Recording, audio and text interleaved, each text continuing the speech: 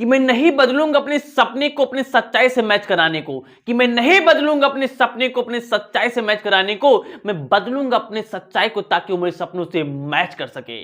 चलिए शुरू करते हैं। आज मैं आपको बताऊंगा डायरेक्ट और इनडायरेक्ट में इंपैरेटिव सेंटेंस। अगर हमारे पास जो डबल इन्वर्टेड कामा यानी कि जो रिपोर्टेड क्लॉज होता है, अगर हमारे पास उसमें कोई भी इंपैरेटिव सेंटेंस लिखा होता है तो उसका डायरेक्ट इनडायरेक्ट कैसे बनाऊं। लेकिन मैं इससे पहले आपको यह भी बता दूं कि इससे पहले सफलतापूर्वक आपके प्रेम और स्नेह की वजह से मैंने डायरेक्ट और इनडायरेक्ट के ऊपर 2 धमाकेदार वीडियो मैंने आपको दे चुका हूं। कौन कौन सी? पहले जो हमारे पास डायरेक्ट इनडायरेक्ट थी उसमें मैंने आपके 12 के 12 टेंस और जो सिंपल टेंस होता है उनका नरेशन कैसे किया जाता है I have spoken. And second video मैंने आपको बताया था कि whenever we will see any model oriented sentence inside the double inverted comma तो उसका हम लोग कैसे नरेशन करते मैंने आपको बताया था।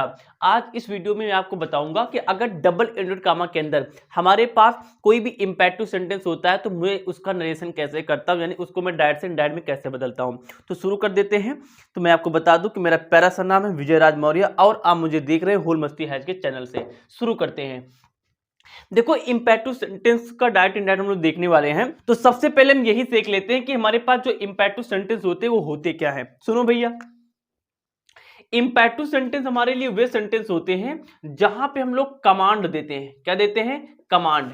कमांड वाले सेंटेंस क्या होते हैं? देखो कमांड वाले सेंटेंस क्या होते हैं? कमांड वाले वो सेंटेंस होते हैं जहां पे जो हमारे पास रिपोर्टेड क्लॉज होता है उसमें अगर हमारे पास उस वाक्य में कहीं ना कहीं एडवाइस की बात हो या फिर उस वाक्य में हमारे पास किसकी बात हो, यानी कि सजेशन की बात हो। किसकी बात हो? सजेशन की बात हो। या फिर हमारे पास क्या हो सकता है, या फिर उसके अंदर जो भी वाक्य लिखा रहा होगा उसमें आर्डर की बात हो, या फिर उसमें हो सकता है कि कोई रिक्वेस्ट की गई हो, एसेट्रा। तो जब हमारे पास जो भी हमारे पास यानी कि जो डबल इन्वर्टेड कामा होता है, यानी कि जो डबल इन्वर्टेड कामा हमारे पास होता है, तो जब कभी इसके अंदर ये हमारे पास एडवाइस, सजेशन, आर्डर, रिक्वेस्ट की बात होती है, यानी कमांड इसमें से कोई दिया जाए तो हमारे लिए इंपैरेटिव सेंटेंस कहलाता है। क्या कहलाता है? Imperative sentence. देखो एग्जांपल के लिए, देखो ध्यान से, जो इंपैरेटिव सेंटेंस होते हैं ना वो हमेशा मेन वर्ब की फर्स्ट फॉर्म से बोले जाते हैं। मेन वर्ब की फर्स्ट फॉर्म हमारे पास होगा, मैं क्या लिख रहा हूं, यानी कि हमारे पास मेन वर्ब के हमारे पास क्या होगा, फर्स्ट फॉर्म होगा। और इसके साथ साथ में इसके बाद हमारे पास जो भी वाक्य में हमारे पास जो नेक्स्ट वर्ड होंगे मैं इसको लगा दूंगा। तो ये हमारे पास क्या होते हैं? इंपैरेटिव सेंटेंस होते हैं। एग्जांपल के लिए जैसे मैंने कहा कि गो देयर, क्या कहा? गो देयर, वहां जाओ, तो ये हमारे लिए क्या हुआ? इंपैरेटिव सेंटेंस हुआ। तो हम ये जो इंपैरेटिव सेंटेंस है अगर यही हमारे पास जो डायरेक्ट का वाक्य होता है अगर उसके डबल इन्वर्टेड कामा के अंदर लिखा होता है तो इसका मैं नरेशन कैसे करता हूं मैं ये देखने वाला हूं। जैसे मैंने कहा गो देयर, ये फिर मैंने कहा कि bring one glass of water, bring one glass of water, यानी कि जाओ पानी लेके आओ। तो ये हमारे पास क्या होते हैं? इंपैरेटिव सेंटेंस होते हैं।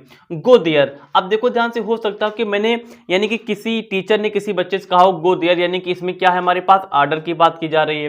Bring one of the glass of water, यानी कि इसमें भी देखा जाए तो इस प्रकार से हमारे पास क्या है? आर्डर ही हमारे पास है।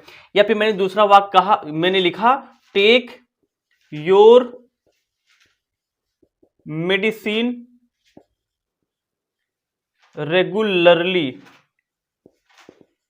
जैसे मैंने ये वाक्य लिखा take your medicine regularly. Doctor के पास कोई गया और डॉक्टर ने अपने पेशेंट से कहा कि टेक योर मेडिसिन रेगुलरली, यानी कि अपनी जो दवा है रेगुलरली यानी कि नियमित रूप से लेते हो चलो। तो एक प्रकार की क्या है, एक प्रकार के हमारे पास में क्या है, एक एडवाइस है ना। ये क्या है? एडवाइस है।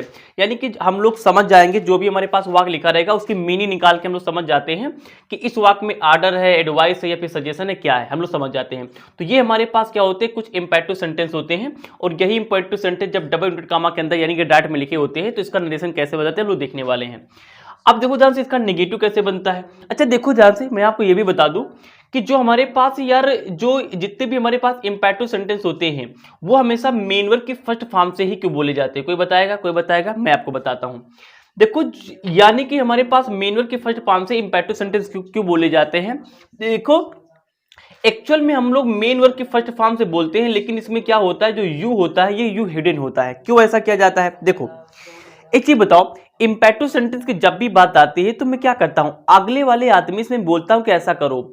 इंपैरेटिव सेंटेंस हमेशा किसी की उपस्थिति में बोले जाते हैं। जैसे मान लो यहाँ पे कोई बंदा खड़ा है, मैं उससे बोलता हूं कि यू गो देयर, मैंने क्या कहा? You go there.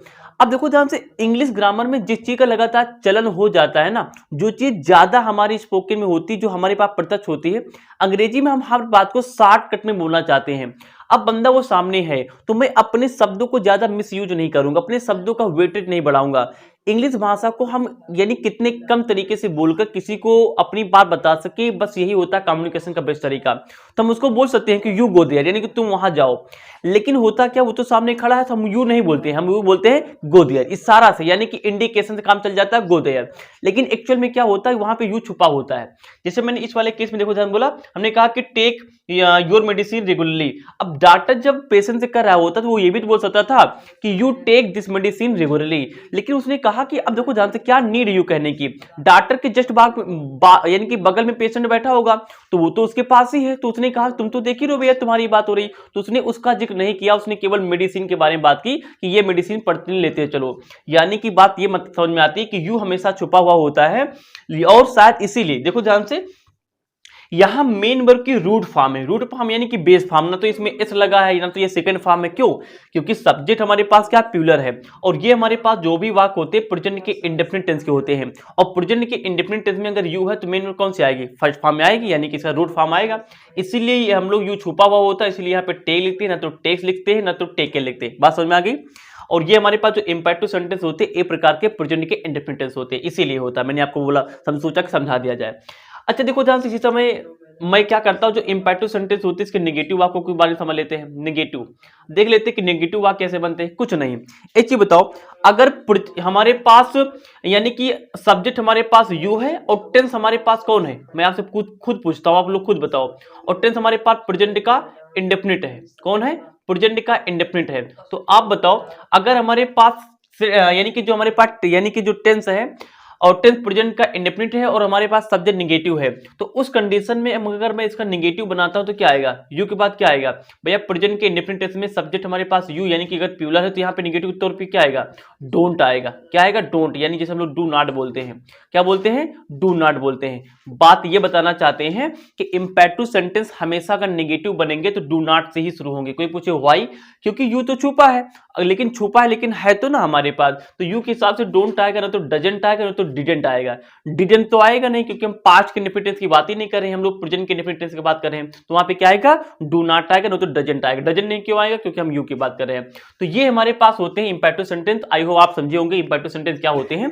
अब हम देखेंगे कि डबल इन्वर्टेड कॉमा के अंदर जो भी हमारे पास इंपैरेटिव सेंटेंस लिखा होता है उसको हम लोग नरेशन में कैसे कन्वर्ट करते हैं, इसको हम लोग डायरेक्ट से इनडायरेक्ट कैसे बदलते हैं। तो ये कुछ होते हैं हमारे पास इंपैरेटिव सेंटेंस। हो सकता है कि सेंटेंस में एडवाइस हो सकता है कि सजेशन हो सकता है ऑर्डर हो सकता है हमारे पास रिक्वेस्ट हो, और इनकी जो शुरुआत होती है मेन वर्ब के फर्स्ट फॉर्म से बोली जाती है, उसमें यू हिडन होता है, और इनमें हमारे पास क्या होता है, अगर मैं इनका नेगेटिव बनाता तो डू नॉट लगा के हमारे पास बोले जाते हैं। और स्पोकन में तो मैं आपको बता दूं, अगर आप लोग डेली यानी कि रेगुलर प्रैक्टिस करते हैं तो वहां पे हमारे पास जो इंपैरेटिव सेंटेंस होते हैं, मैं डायरेक्ट इनडायरेक्ट बात नहीं कर रहा हूं, केवल प्योरली मैं इंपैरेटिव सेंटेंस की बात कर रहा हूं, तो वहां पे बहुत ज्यादा इंपैरेटिव सेंटेंस बोले जाते हैं, बहुत ही स्मूथली बोले जाते हैं, क्योंकि इनमें ज्यादा सोचना नहीं पड़ता, मेन वर्ब के बेस फॉर्म लगा के किसी को हम लोग बोल देते हैं। तो ये हमारे पास इंपैरेटिव सेंटेंस होता है। अब हम क्या देखने वाले हैं कि जो हमारे पास जो डायरेक्ट स्पीच होता है यानी जो नरेशन होता है, उसमें जो डबल इन्वर्टेड कॉमा के अंदर यानी जो रिपोर्टेड क्लॉज होता है, अगर उसमें हमारे पास इसमें से कोई भी वाक्य लिखा होता है तो how we can convert from direct to indirect, I mean to say that how we can solve the narration, narration को कैसे करते हैं हम लोग देखते हैं। लेकिन बिफोर दैट आप लोग चाहो तो इसका स्क्रीनशॉट ले लो, अदरवाइज मैं इसको सुहा कर दूंगा। आपने स्क्रीनशॉट लेना हो ले लो, ले लिया ले लिया ले लिया ले लिया, बहुत बढ़िया। चलो तो अब देखते हैं कि डबल इन्वर्टेड कॉमा के अंदर अगर हमारे पास कोई भी इंपैरेटिव सेंटेंस होता है तो मैं उसका नरेशन कैसे करता हूं। बड़ा आसान है यार, देखो कैसे, कुछ रूल है, 2-3 रूल समझ लो, उसके बाद सुहा कर देते हैं। देखो एक हम लोग एग्जांपल ले ही लेते हैं, जैसे हमने कहा डॉक्टर, उसकी एग्जांपल समझाते हैं। जैसे हमने कहा doctor said to patient, doctor said to patient, जैसे मैंने कहा डू एक्सरसाइज। चलो मैं इतना ही लिखता हूं, केवल डेली लिख लेते हैं यहां पे। चलो ये मेरे पास वाक्य है, मैंने क्या कहा, doctor said to patient do exercise, यानी कि एक्सरसाइज करो डेली, यानी कि प्रतिदिन। यानी डॉक्टर ने पेशेंट से कहा कि प्रतिदिन यहाँ पे डेली यानी क्या करो, एक्सरसाइज करो। अब देखो ध्यान से, इसको मुझे बदलना है तो कुछ रूल डाल दो। मैं यहाँ पे क्या करता हूं, अभी मैं एक लाइन छोड़ देता हूं, पहले कुछ रूल समझो। देखो जब इंपैक्टिव सेंटेंस का हम लोग क्या करते हैं, डायरेक्ट इनडायरेक्ट बना रहे होते हैं, तो जब हम लोग डायरेक्ट से इनडायरेक्ट जाते हैं, कहां जाते हैं, इनडायरेक्ट जाते हैं, तो सुनो ध्यान से। तो डायरेक्ट में हमारे पास जहां पे सेड लिखा होता है, सेड, या फिर हमारे पास सेड टू लिखा हो, दोनों को देखो ध्यान से, तो उस कंडीशन में हम लोग क्या करेंगे, जो मीनिंग होगा, जैसे यहां पे कौन सी मीनिंग है, डू एक्सरसाइज डेली, यहां पे एक आर्डर की बात हो रही है ना, तो इनके हिसाब से जो भी मीनिंग होगी, सेड हो सकता है, सेड टू हो सकता है, या फिर हमारे पास क्या हो सकता है, सेज हो सकता है, या फिर हमारे पास क्या हो सकता है, केवल से हो, है ना, यानी प्रेजेंट टेंस भी हो सकता है। तो इनके हिसाब से मैं क्या करूंगा, अगर यानी कि हम लोग यहाँ पे चेक करेंगे, अगर यहाँ पे आर्डर है तो वहां पे क्या हो सकता है, आर्डर्ड हो सकता है। कब होगा, जब हमारे पास इनमें से कोई दो होगा, आर्डर हो जाएगा। और यह हमारे पास इसमें से होगा तो क्या हो जाएगा, हमारे पास आर्डर हो जाएगा, एस लगा लेंगे, आर्डर्स हो जाएगा। और यह हमारे पास यानी कि ये यहाँ पे जो हमारे पास, यहाँ पे जो हमारे पास अगर से लिखा तो वहां पे क्या हो जाएगा, केवल आर्डर हो जाएगा, है ना। कब, जब हमारे पास से है तो यहाँ पे आर्डर हो जाएगा, जब यहाँ पे आर्डर की बात की जाए। उसके बाद अगर जैसे मान लो कि यहाँ पे एडवाइस की बात की जाती है, तो उस कंडीशन में सेड और सेड टू हमारे पास क्या हो जाएगा, एडवाइस केस में एडवाइस्ड हो जाएगा, क्या हो जाएगा, एडवाइस्ड हो जाएगा। और सेज का क्या हो जाएगा हमारे पास, एडवाइस, एडवाइसेस हो जाएगा हमारे पास। और सेज का क्या, से है तो सी का हमारे पास क्या हो जाएगा, एडवाइस हो जाएगा। यहाँ पे एस लगा तो यहाँ पे एस लगा लेंगे, ठीक है ना। और यहाँ पे टू लगा रहेगा, टू वाला भी केस लेते चलो, साथ में टू रहेगा, या तो फिर ये वैसे कोई हो सकता है, तो क्या हो जाएगा हमारे पास, एडवाइस हो जाएगा, क्योंकि यहाँ पे एस नहीं लगा तो यहाँ पे एस नहीं लगाएंगे, यहाँ पे एस लगा तो लगा लिया। हो सकता हो कि यहाँ पे हमारे पास कभी न कभी हमारे पास सजेशन की बात हो, तो सजेशन केस में क्या होता है, हम लोग सजेस्ट लगा लेते हैं, क्या लगा लेते हैं, सजेस्ट। और यहाँ पे यानी कि पास्ट टेंस में अगर होगा तो यहाँ पे क्या हो जाएगा, सजेस्टेड हो जाएगा। यहाँ पे एस लगा तो यानी कि क्या हो जाएगा, सजेस्ट हो जाएगा, सजेस्ट हो जाएगा। और यानी नहीं लगा तो हम लोग केवल सजेस्ट लिख लेंगे, क्या लिख लेंगे, सजेस्ट लिख लेंगे। तो इस प्रकार से मैं देखूंगा हमारे पास, या तो रिक्वेस्ट हो सकता है, मैं रिक्वेस्ट भी लिख सकता हूं। अगर यहाँ पे पास्ट का टेंस हुआ तो पास्ट का टेंस भाई पास्ट में बदलेगा, तो रिक्वेस्ट क्या हो जाएगा हमारे पास, डायरेक्ट एंड डायरेक्ट में क्या हो जाएगा हमारे पास, रिक्वेस्टेड हो जाएगा, पास्ट में है तो। और दोनों का यानी कि हमारे पास पास्ट में हो जाएगा। और सेज है तो हमारे पास क्या हो जाएगा, रिक्वेस्ट हो जाएगा। और केवल हमारे पास इस नहीं लगा तो क्या रहेगा हमारे पास, रिक्वेस्ट, रिक्वेस्ट इसमें हो जाएगा, इसमें नहीं तो हमारे पास क्या रहेगा, केवल रिक्वेस्ट हो जाएगा। इसमें रिक्वेस्ट है, इसमें क्या रिक्वेस्ट, इसमें इस लगाएंगे, इसमें यानी कि हम लोग नहीं लगाएंगे, हो जाएगा। तो इस प्रकार से हम लोग डायरेक्ट एंड डायरेक्ट में सेट टू वाले लफड़ी को खत्म करते थे। कोई दिक्कत किसी को, कोई दिक्कत नहीं। रूल नंबर फर्स्ट में ये आता है, मैंने कहा टाइम लेके बता दिया जाए। रूल नंबर टू में देखो ध्यान से, जो डबल इंटेड कामा होता है भैया, ये रूल समझ लो, उसको हटा के हम लोग केवल प्रीपोजिशन टीओ का प्रयोग करते हैं, बस और कुछ नहीं। यानी कि इसमें ना तो हमारे इफ का लफड़ा लेना है, ना तो हम लोग इसमें वेदर लगाएंगे, ना तो हम लोग इसमें कोई भी हमारे पास डब्ल्यू एच फैमिली लगाएंगे। इनमें से किसी का प्रयोग हम लोग इसमें नहीं करते हैं। केवल हम लोग डबल इंटेड कामा हटा के क्या लगा देते हैं, टू लगा देते हैं। कोई दिक्कत किसी को, किसी कोई दिक्कत, कोई दिक्कत नहीं। इतनी दिक्कत किसी को नहीं होनी चाहिए।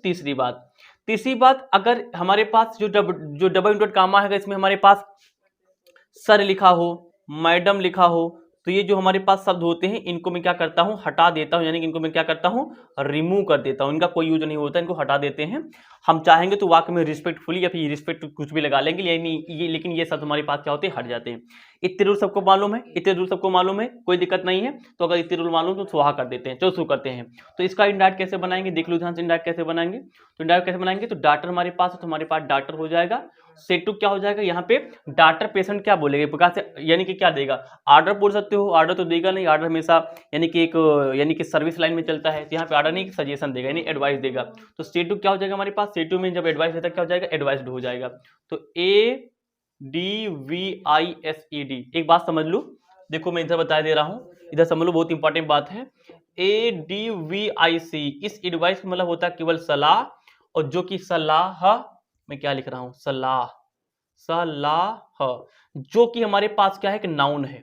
लेकिन ADVISE इसका मतलब होता है सलाह देना, जो कि हमारे पास क्या है, एक वर्ब है। मैं ये क्यों बता रहा हूं, मैं इसलिए बता रहा हूं कि वर्ब में हम लोग ईडी फॉर्म बना सकते हैं, और नाउन में हम लोग ईडी फॉर्म नहीं बना सकते हैं। तो मैं यहाँ पे CE वाली स्पेलिंग नहीं लिखूंगा, यहाँ मैं कौन सी स्पेलिंग लिखूंगा, जिसकी ईडी फॉर्म बना सके, यानी SE लिखूंगा। यहाँ बच्चे गलती चल के चले आते हैं, मैंने इसलिए यहाँ पे बता दिया, क्योंकि वर्ब में ईडी लगाया जा सकता है लेकिन नाउन में नहीं। तो मैं नाउन नहीं यहाँ पे वर्ब यूज कर रहा, इसलिए मैं लगाया। तो सेट टू क्या हो गया हमारे पास, एडवाइस्ड हो गया। यहाँ पे क्या लिखा था हमारे पास, पेशेंट लिखा था, तो मैंने यहाँ पे पेशेंट लिख लिया। डबल इंटर कम हटा क्या लगाएंगे, केवल टू लगाएंगे, पूरा वाक्य छाप दो, तो क्या हो जाएगा हमारे पास, डू एक्सरसाइज, यहाँ क्या हो जाएगा हमारे पास डेली, तो ये हमारे पास क्या होगा डेली हो गया, हमारे पास वर्क हो गया। तो doctor advise to patient to do exercise daily, ये हमारे पास क्या हुआ इंपैरेटिव सेंटेंस हो गया। तो इस प्रकार से इंपैरेटिव सेंटेंस किए जाते हैं। अब कुछ बढ़िया बढ़िया एग्जांपल ले लेते हैं, उससे पहले आप लोग अच्छे से इसका स्क्रीनशॉट ले लें, उसको समझ लें। स्क्रीनशॉट ले लें आप लोग जल्दी से। तो अब हम यहाँ पे कुछ एग्जांपल देख लेते हैं। एग्जांपल मैंने आपके सामने लिख दिए हैं, लिखा the doctor said walk in the morning, तो बदल लेते फटाफट। तो हमारे पास क्या हो जाएगा द डॉक्टर सेट क्या हो जाएगा, यहाँ पे चेक करो वॉक इन द मॉर्निंग। अब डॉक्टर जिससे भी कहेगा एक प्रकार से क्या देगा, एडवाइस देगा। ये आप पे डिपेंड करता है कि आप सोचते सोचते हो। यहाँ पे डब्ल्यू कामा के अंदर जो भी रहा कर उसको हम लोग क्या करेंगे, उसमें एडी फॉर्म लगा देंगे। तो डॉक्टर सेड, तो यहाँ पे क्या है वॉक इन द मॉर्निंग है, तो यानी एक प्रकार का ऑर्डर तो है नहीं, एक प्रकार का एडवाइस है। तो यहाँ पे क्या लिखेंगे हम लोग एडवाइस लिखेंगे। तो डॉक्टर एडवाइस डब्ल्यू कामा हटा के क्या लगाएंगे यहाँ पे टू लगा देंगे। उसके बाद हमारे पास क्या पूरा वाक्य छाप देंगे। क्या हमारे पास लिखा है वॉक इन दी मॉर्निंग, क्या हो जाएगा मॉर्निंग की स्पेलिंग यहाँ मैंने गलत लिखी थी मॉर्निंग, तो यहाँ पे क्या हो जाएगा मॉर्निंग हो जाएगा, ये हमारे पास हो जाएगा। सेकंड देखते हैं my father said Vinay to do as I say, तो ये हो जाएगा हमारे पास माई, देखो ध्यान कैसे बनाएंगे, माई फादर सेड का क्या हो जाएगा विनय डू एज आई से।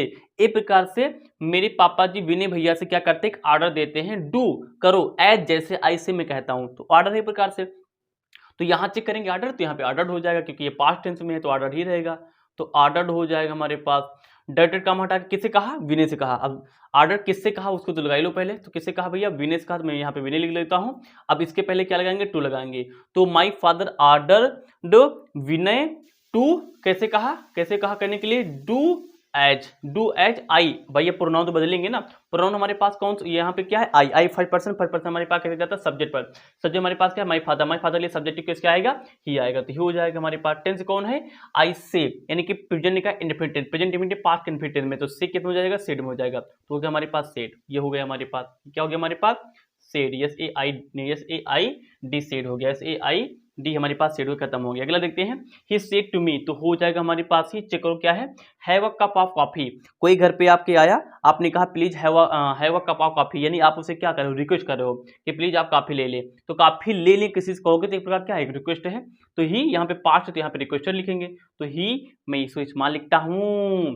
ही रिक्वेस्टेड किससे मी हो जाएगा। डबल का हटा के यहाँ पे क्या लिखेंगे टू लिखेंगे, क्या है हमारे पास हैव, तो मैं यहाँ पे लिख लूंगा हैव ए कप ऑफ, यहाँ पे क्या लिखा हमारे पास कॉफी, तो ये हो जाएगा he requested me to have a cup of coffee, cup of coffee, ये हमारे पास वाक हो गया, यहाँ पे हमारे पास क्या कंप्लीट। नेक्स्ट देख लेते हैं he said to the teacher sir kindly help me, अब देखो ध्यान से, तो he said to the teacher, यानी कोई एक लड़का है उसने टीचर से कहा। अच्छा एक बताओ स्टूडेंट जब टीचर से कोई काम करने के लिए कहता है तो क्या एक ऑर्डर देता है, हाँ रिक्वेस्ट करता है, टीचर बंदे से बोलेगा विद्यार्थी से बोलेगा तो एक प्रकार का ऑर्डर देगा, लेकिन विद्यार्थी अगर टीचर से बोलेगा तो ये क्या है एक रिक्वेस्ट है, तो यहाँ पे बंदा टीचर बोला तो रिक्वेस्ट हो जाएगा, तो सेड टू क्या हो जाएगा हमारे पास रिक्वेस्टेड हो जाएगा, तो रिक्वेस्टेड हो जाएगा हमारे पास, तो हो जाएगा ही रिक्वेस्टेड हो गया हमारे पास किससे द टीचर से, तो मैंने यहाँ लिख लेंगे द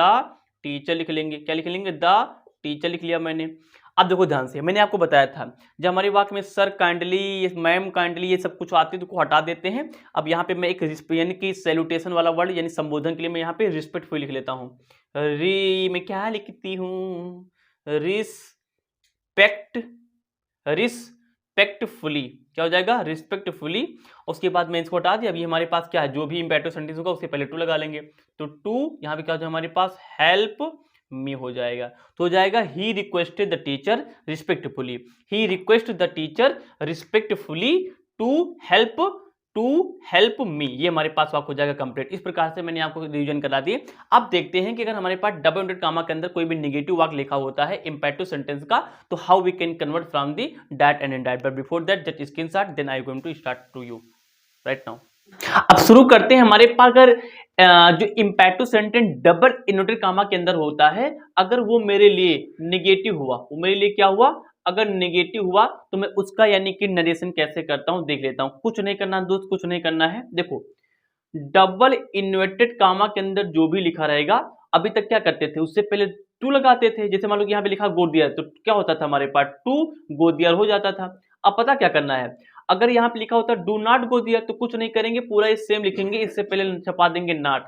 गलती कहाँ करते हैं बच्चे, इस टू के अंदर नॉट ली देते हैं। याद रखना टू गो के अंदर कोई चेंजेस नहीं होगा, इसके पहले हम लोग नॉट लगाएंगे। क्या लगाएंगे, हमेशा नॉट इसके पहले होगा, यानी कि नॉट टू गो देयर लिखा है और दूसरा हमारे पास लिखा है टू, एक second, to not go there, इसमें कौन सा सही है, तो मैं क्या बताना चाह रहा हूं, मैं क्या लिखता हूं देयर। तो देखो ध्यान से, तो not go to air, to के बाद एक हमारे पास क्या आएगी, मेन वर्ब आएगी, ये हमारे पास सही है, लेकिन टू के बाद कभी नॉट नहीं आएगी, हमारे पास क्या है, गलत है। ये अप्रोच हमारे पास क्या गलत, अगर इतनी बात अगर को पता है, और पूरे रोल वही बदलते हैं। सेट टू होगा तो हम लोग वाक्य के हिसाब से आर डॉट, ये भी जो भी रिक्वेस्टेड जो होगा कर लेंगे। डबल डॉट कॉमा हटा के यहाँ पे दैट क्या लगा लेंगे, दैट लगा लेंगे। अरे नहीं, क्या लगाएंगे, क्या लगाएंगे, टू लगाएंगे। आओ एग्जांपल देते हैं, जैसे हमने कहा राधा से to you, to you, to you, यहां पे क्या कहा, ये उन्होंने कहा, क्या कहा, don't abuse, don't abuse to anyone, any Radha से to you don't abuse to anyone, Radha तुमसे कहती है, या फिर कहा, क्या कहती, डोंट एब्यूज टू एनीवन, किसी को गाली मत दो। और बदलते हैं, तो राधा, अब राधा भैया जब तुमसे कहती गाली न दो, एक प्रकार का क्या है, एक प्रकार का आर्डर देगी। अगर आर्डर देना होता तो मान ही जाते, एक प्रकार से क्या है, एडवाइस है कि ऐसा ना करो तो कोटे जाइ हो, क्या कहें, कोटे जाइ हो, तो एडवाइस्ड हो जाएगा। तो राधा एडवाइस्ड, यहाँ पे यू हो तो हम क्या लिख लेंगे, यू लिख लेंगे। डबल डॉट कॉमा हटा के क्या लगाएंगे, यहाँ पे टू लगा लेंगे, हाँ टू लगा लिया। लेकिन अब हमारे पास क्या है, यहाँ पे निगेटिव है, तो हमने क्या बताया, डायरेक्ट से तुम इनडायरेक्ट में जहां जितना बदलो, लेकिन सेंस नहीं बदलना चाहिए। अगर ये निगेटिव ये भी निगेटिव ही रहेगा, तो टू से पहले यहाँ पे क्या लगा लेना, नॉट लगा लेना, मैं यही बताना चाहता था। तो नॉट पहले आएगा, उसके बाद टू आएगा, तो मैंने नॉट पहले लगा लिया, उसके बाद टू लगा लिया। अब वर्ब हमारे पास क्या है, एब्यूज, तो यहाँ पे क्या लिख लेंगे हम लोग, एब्यूज लिख लेंगे। और टू एनीवन है तो यहाँ पे क्या लिखेंगे, टू एनीवन ही लिखेंगे। तो टू के बाद मेन वर्ब हमारे पास, टू के बाद क्या, एब्यूज आ गया, मेन वर्ब आ गया, इसके पहले हमारे पास क्या है, नॉट, टू के पहले क्या है, नॉट है। ये अप्रोच हमारे पास क्या है, सही है। नॉट बीच में न लाना है, अदरवाइज क्या हो जाएगा, गलत हो जाएगा। एक और मैं आपके लिए और लिख दूं, जैसे मैंने कहा Mohan said don't accost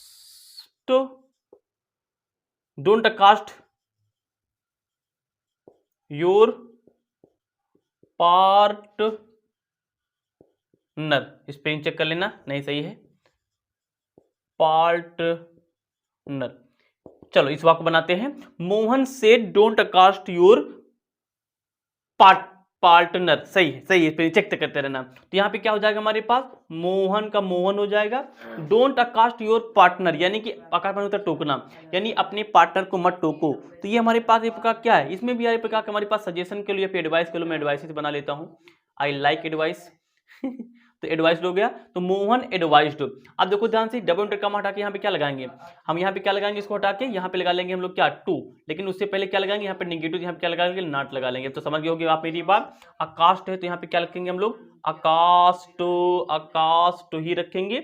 your, इसको बदल लेंगे, योर कौन सा पर्सन है हमारे पास, सेकंड पर्सन, सेकंड का ऑब्जेक्ट है, ऑब्जेक्ट नहीं तो हम लोग हमेशा क्या मान लेते हैं, यानी कि हमेशा अपने लिए मान लेते हैं, यानी कि यहाँ पे मोहन एडवाइज्ड मी मान लेते हैं, यहाँ पे मी भी लगा लेते हैं अपने हिसाब से, क्योंकि यहाँ पे आप जो नहीं दिया होता अपना मान लेते हैं। तो Mohan advised me not to accost, अब बदल लो, यू हमारे पास कौन सा पर्सन, सेकंड पर्सन ऑब्जेक्ट से, ऑब्जेक्ट क्या हमारे पास मी, तो मी का कौन सा केस रखेगा, योर पार्टनर यानी पजेसिव केस, तो मी का पजेसिव केस क्या होता है, माई, तो हो जाएगा माई, यहाँ क्या हो जाएगा हमारे पास, पार्टनर, सबको समझ आ रहा है, ये हो जाएगा।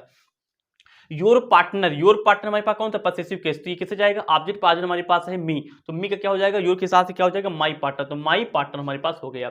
तो Mohan advised me not to accost my partner, to के बाद हमेशा मेन वर्ब आएगी, और टू से पहले हमेशा क्या आएगा, टू से पहले ही हमारे पास नॉट आएगा, टू से पहले हमेशा नॉट आएगा, यहाँ पे अगर डोंट लिखा है।